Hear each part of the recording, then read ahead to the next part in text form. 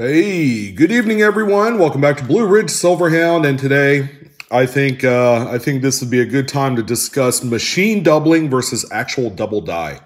All right, there's two distinct types of doubling. Okay, one is the real deal, which is what they call hub doubling, and the second type is not so much an error or a doubling or anything of that sort, but it's called machine doubling, which is also referred to as ejection doubling. Okay, that's where you get a little bit of the die bounce as the coin is being ejected after the strike. There is also die deterioration doubling, okay, where the die is on its kind of final leg of its journey before it has to be either replaced or re-engraved. So it's always helpful to look at a coin that is true double die. Okay, this is hub doubling, where you have doubling of the main master die. Okay, and it's important to notate when we say doubled die. Okay, that's the correct terminology with the D at the end of doubled. Okay, a lot of folks typically say double die. Okay, that's not the case because nowhere in this process are we using two of the reverse dies or two obverse dies to create what you see here before you. So this is a coin I talked about a few videos ago, but this is a prime example of a hub doubled coin. Okay, you know, a few of the things that you're going to look at are the splitting of the serifs, and you know, the top of the tips of the digits, and you can actually see a full spread of both digits from one to the other. You see it in all numbers in this date, okay, which is an absolute wonderful representation of what you'll be looking for. Okay, the big telling sign is the split serifs on this one. Okay, this is where it really gets really interesting. Okay, there's a few letters on the coin that exhibit the doubling as well, and it's very strong and very powerful. So if you guys need to kind of rewind back to this spot to compare some of your coins, that would be a fantastic reference tool for you. And another place to notate some of the doubling on here is actually not only the dots, see how elongated they are right here, but the bottom of this bust right here, you can see like a doubled line. So the bust is actually doubled as well. Now, the thing about double die, depending on where the center of the rotation is, and typically that's going to be an area where you see less doubling. So right here over Panama, you really don't see any doubling whatsoever. Okay, so this is what they would call the center rotation point of the doubled die. Okay, so it's always, and the widest spread is going to be, of course, toward the outside right there. Okay, so the center of the rotation is here over Panama, and then, you know, it's not always centered right above the, you know, the main middle point of the coin. As you can see, even Libertad is slightly doubled on this. But yeah, you're going to have your strongest doubling to the edgemost point of the die that exhibits the doubling. Hopefully I didn't lose you guys there. So we have this example. I have a few other coins, and actually, to keep with the theme, they're all foreign in nature. And we're going to take a look at each one. So the first one right here is a Malaysian coin, okay? 10 cents, 10 sen. Okay, as you can see here, this is what we would call a machine doubled coin.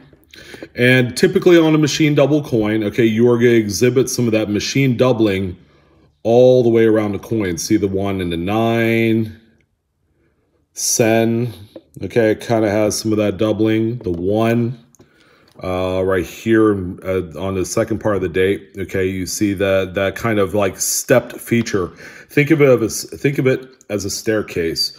And the thing about machine double coins is you will lose actually the features of the actual dimensions of the, you know, the numerals and the design devices. They actually get shrunken down as a result.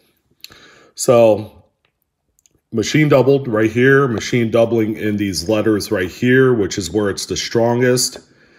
But on a machine double coin, you will exhibit a lot of that MDDO or MDDR all the way around the coin. Okay, it's just there is no center rotation point. Even the leaf right here, I don't know if you guys can see that. This leaf on this flower right here exhibits some of that, and right here on the edge, you can see some of that stepped features and also the shrinking of the actual device of that particular design right there.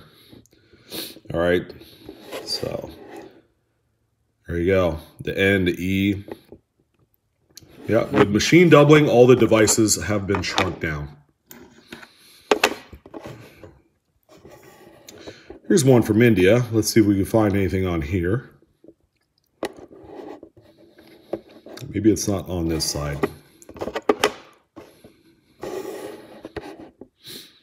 There you go. More machine doubling. As you can tell, the doubling in nature is stepped.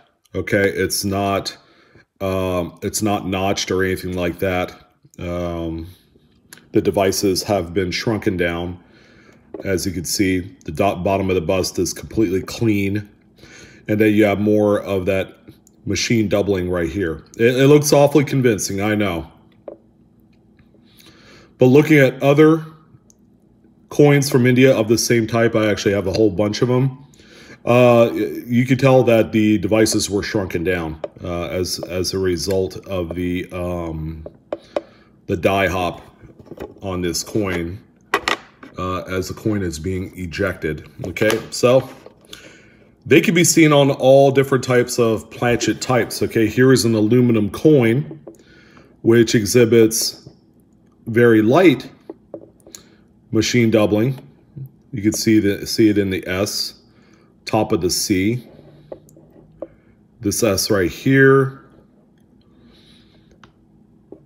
that H, you know, a few areas on the coin has that represented very well. Okay, and again, this is an aluminum planchet. See the 2, the 0, and a little bit on this 0 on the inside curl right here.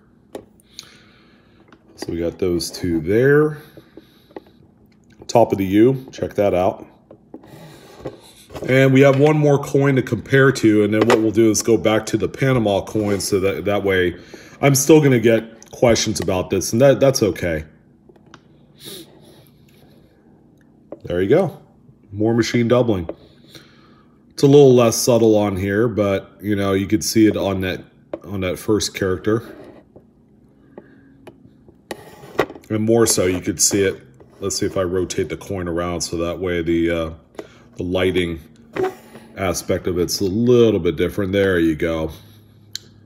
See the stepped feature on all of the devices that exhibit that machine doubling.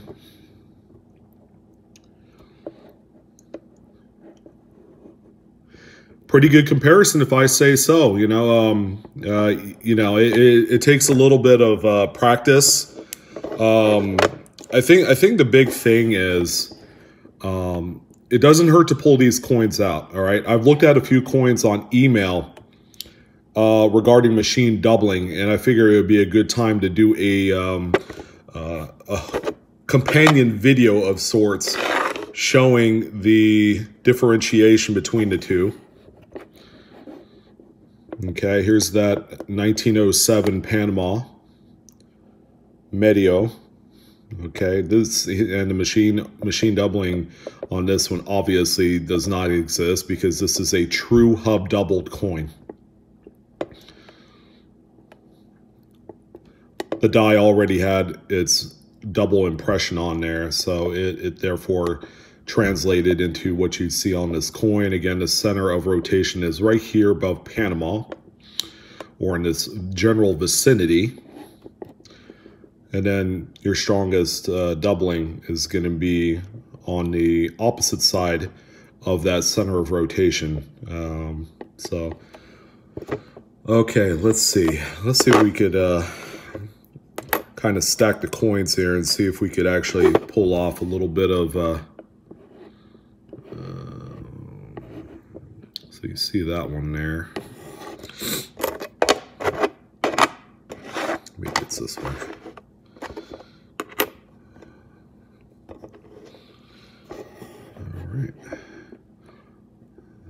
you go. So there's the Panama right there, the 1907, and then there's that. It's the first India coin I showed you. All right. Again, stepped features, no stepped features. You have notching in the serifs of all the letters and numbers. Okay, this one you do not have any notching. Take a look at the top of that A though. All right, there's no notching. All you can see is a squished feature on the actual shape of that letter that's being affected.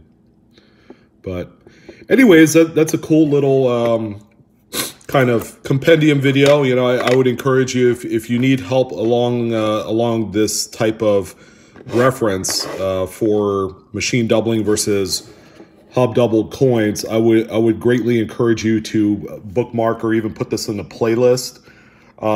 Save it for the future, because you could always turn it on and kind of compare some of your coins, you know, some of your US or some other foreign stuff that you may have.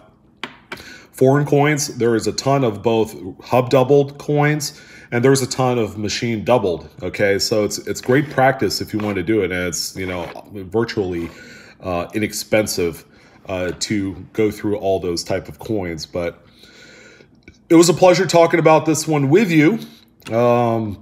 Of course, you know, you can check me out on Facebook, Instagram, and Twitter. I've been out for the last 36 hours. We were up in the mountains, you know, playing in the snow and seeing relatives and all that stuff. So we're back in strong fashion. So I got this video and I have another one for you guys later on. The best way you can support my channel, as always, fellas, is go ahead and hit that like button and feel free to share and subscribe. You'd be doing your boy a huge favor in getting me to that next level. So I'm going to thank everyone for joining in on this one, and I'm your host, Sean, with Blue Ridge Silverhound. You guys enjoy the rest of your weekend. Take care.